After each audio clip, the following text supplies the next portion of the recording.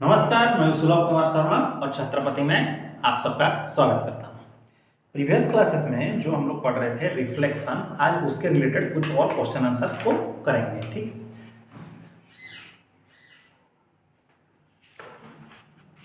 Clear. Exercise 12B reflection. Okay, exercise 12B reflection, इसके related कुछ और कर रहा हूँ। ICSE class 10। देखिए रिफ्लेक्शन में क्या होता था, ऐसा एक ग्राफ था, that is X dash Y dash zero. पहला कंडीशन क्या था, कोई भी पॉइंट को अगर हम लोग एक्स एक्सिस पर रिफ्लेक्शन करेंगे तो क्या चेंजेस होंगे।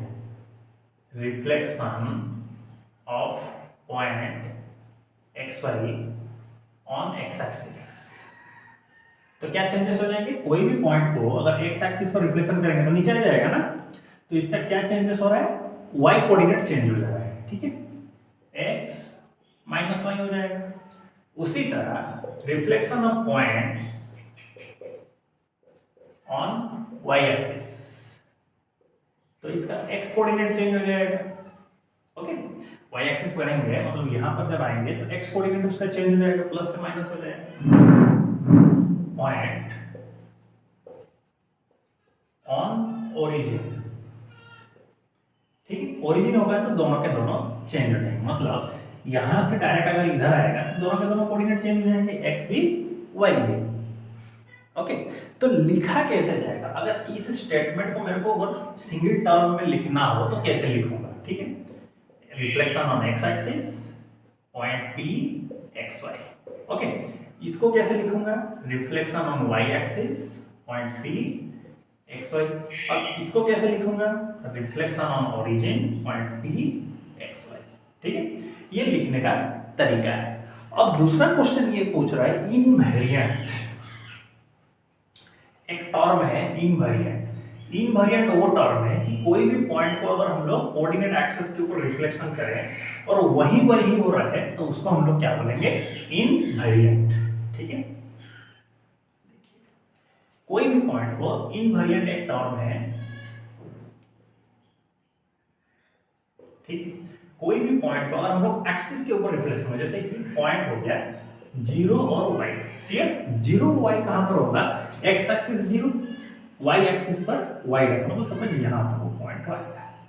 ठीक है, इसको अगर मैं बोलूं y एक्सिस के ऊपर reflection on y axis of point 0 and y, तो वो 0 y ही रहेगा। ठीक है, जो p डैश होगा वो 0 एंड y होगा, तो इस केस में ये हो जाएगा क्या, इनवेरिएंट। अगर उसी को मैं अगर बोलूं x एक्सिस पर ऊपर रिफ्लेक्शन करना है तो इसका p डैश चेंज होगा, क्या हो जाएगा, माइनस y हो जाएगा। x एक्सिस पर करेंगे तो यहां से ये इधर आ जाएगा। ठीक है, p डैश, तो ये इनवेरिएंट नहीं होगा, इनवेरिएंट नहीं होगा। क्लियर, यह है इनवेरिएंट का केस।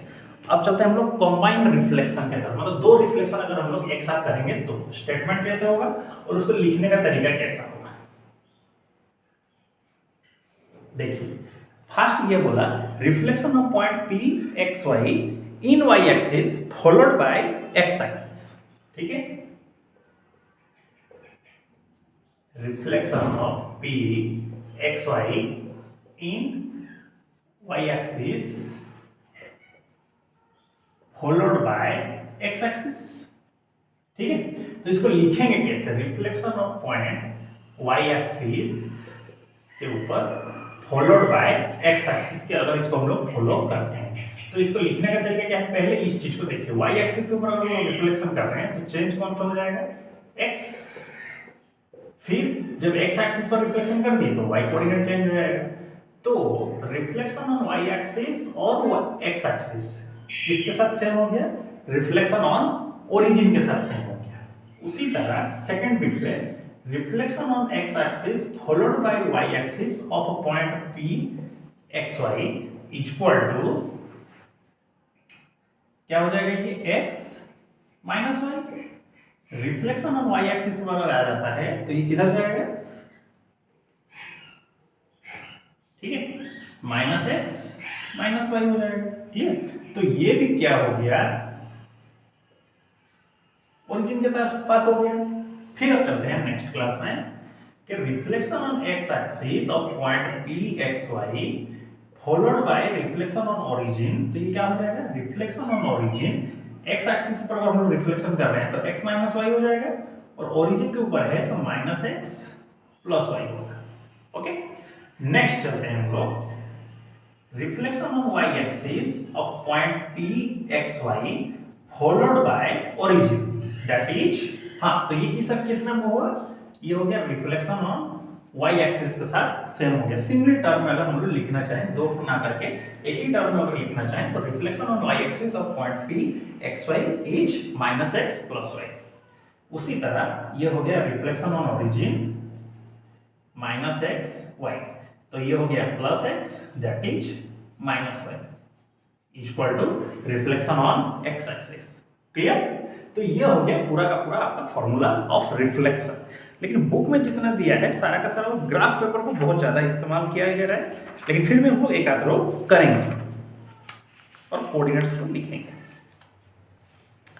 10 नंबर में क्या बोला, plot the point this on graph paper. आपको एक 10 नंबर का क्वेश्चन पॉइंट्स को प्लॉट करना है।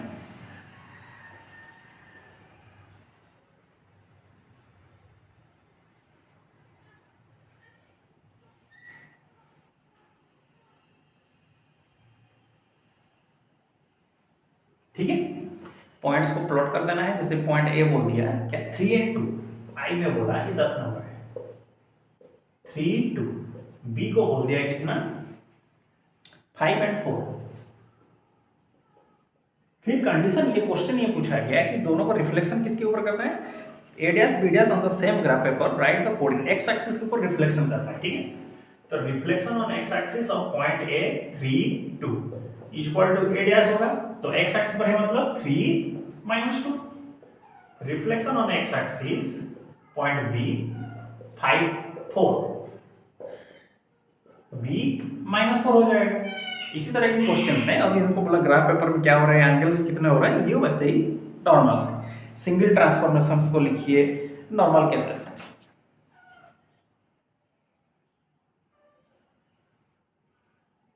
ज्यादातर सारे के सारे सेम ही है, पॉइंट्स को प्लॉट करना है, रिफ्लेक्शन करना है और उसी के हिसाब से आगे बढ़ना है। तो आज आप लोग का काम यही है, चैप्टर 12 को पूरा खत्म करना है, एक्सरसाइज 12। क्लियर? ऑल कंप्लीट करके रहना है। लेकिन फिर भी अगर कोई नंबर डाउट्स हो तो हमको इस नंबर पे आप लोग कांटेक्ट कर सकते हैं। ठीक है, इसी नंबर पे हमको आप कांटेक्ट कर सकते हैं। चलिए, तो मिलते हैं हम लोग अगले क्लास में, और आप अपना ख्याल रखिए और पढ़ाई ज़्यादा से ज़्यादा करिए। क्यों? क्योंकि एग्जाम्स बहुत अब नज़दीक आने वाले हैं। नवंबर मान लीजिए खत्म हो ही गया, दिसंबर फिर जनवरी फिर फरवरी एग्जाम्स आ ही जाएंगे, तो आपको ज़्यादा से ज़्यादा पढ़ाई करना है और ज़्यादा से ज़्यादा हो सके तो क्वेश्चन सोल्यूशन सेट्स को भी लगाना है और पढ़ना है। क्लियर? नमस्कार।